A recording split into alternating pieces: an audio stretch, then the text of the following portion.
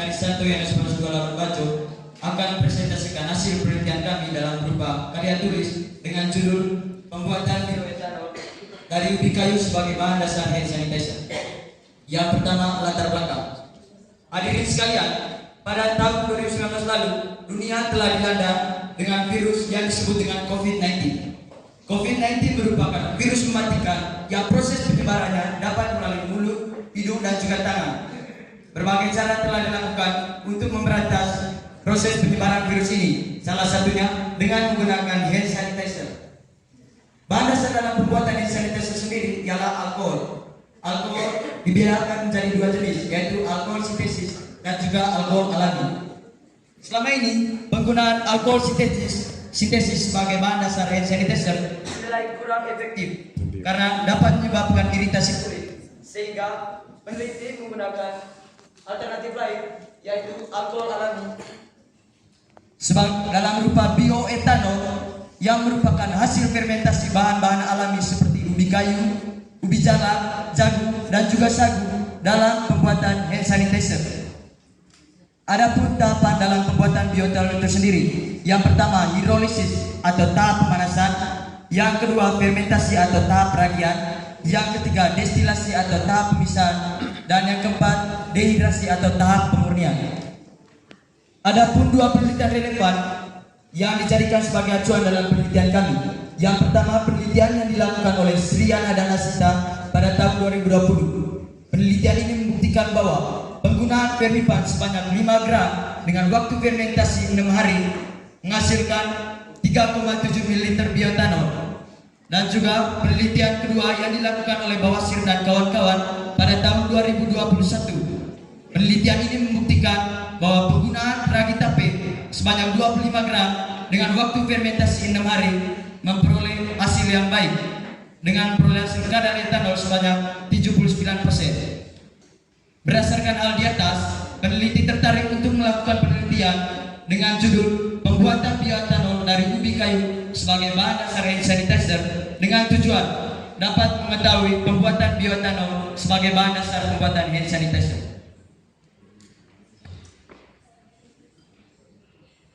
Berikut metode penelitian. Dalam penelitian ini, peneliti menggunakan jenis penelitian eksperimental design laboratorium. Penelitian eksperimental design laboratorium itu merupakan jenis penelitian yang dilakukan dalam laboratorium, bisa juga dilakukan di luar laboratorium dengan menerapkan prinsip-prinsip penelitian laboratorium di mana peneliti dapat melakukan kontrol terhadap hal-hal yang mempengaruhi jalannya eksperimen. Kemudian populasi dan sampel. Dalam penelitian ini, peneliti mengambil populasi yaitu ubi kayu yang diperoleh dari Labuan Bajo dan sampel itu diperoleh dari Pasar Wesambi, Labuan Bajo. Berikut adapun variabel dalam penelitian ini yaitu variabel bebas, variabel terikat, dan juga variabel kontrol. Variabel bebas itu berupa ubi kayu, sampel 6 hari dan 7 hari, ragi tape dan juga Fermipan. Variabel terikat itu berupa kadar bioetanol dan variabel kontrol itu waktu, suhu, volume air, 50 gram ragi tape, 50 gram Fermipan, pengadukan, konsentrasi bioetanol, dan juga batu gamping atau batu kapur. Lalu teknik pengumpulan data. Dalam penelitian ini ada dua teknik pengumpulan data, yaitu observasi dan juga dokumentasi. Observasi itu dilakukan dengan cara melakukan pengamatan terhadap objek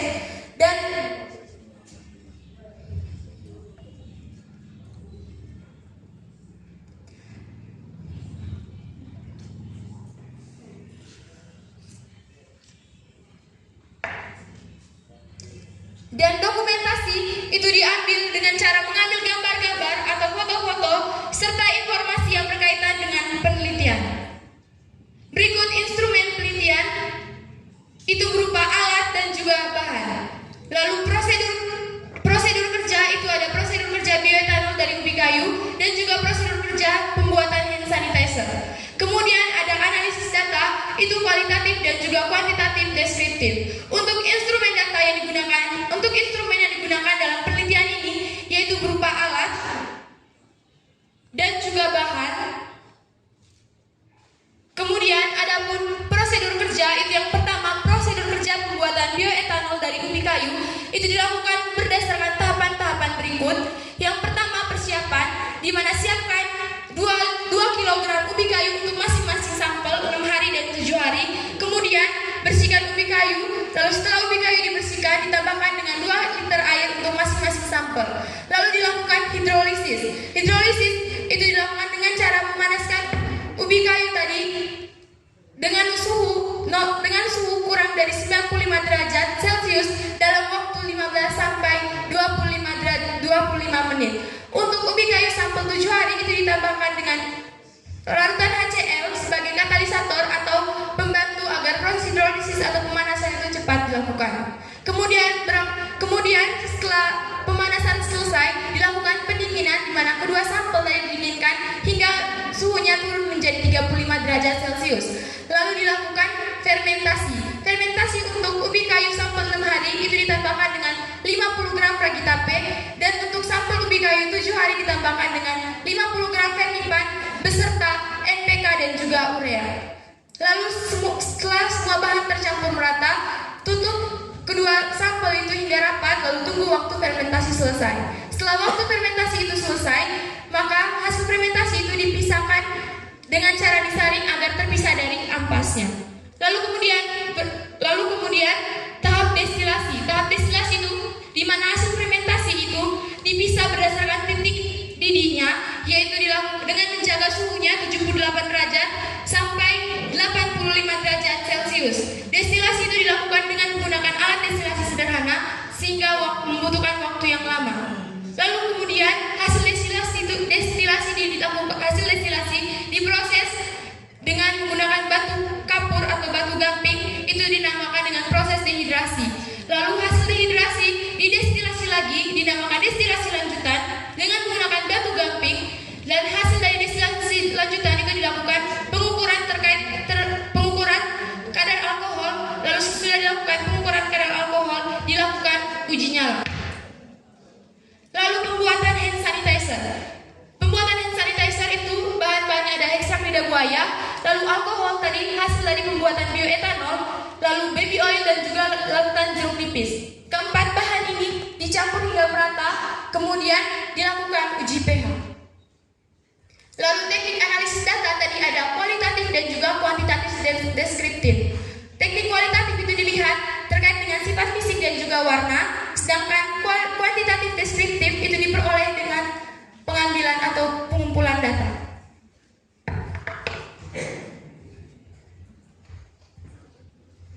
Berikut hasil penelitian. Dari 2 sampel yang telah melalui proses pembuatan bioetanol tadi, akan ada kadar alkohol yang dihasilkan. Yang pertama, sampel ubi kayu dengan 6 hari dengan tambahan ragi tape.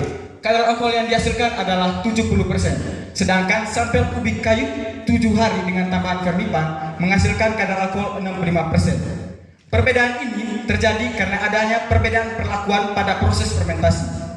Pada sampel ubi kayu dengan fermentasi 6 hari ditambahkan dengan ragi tape.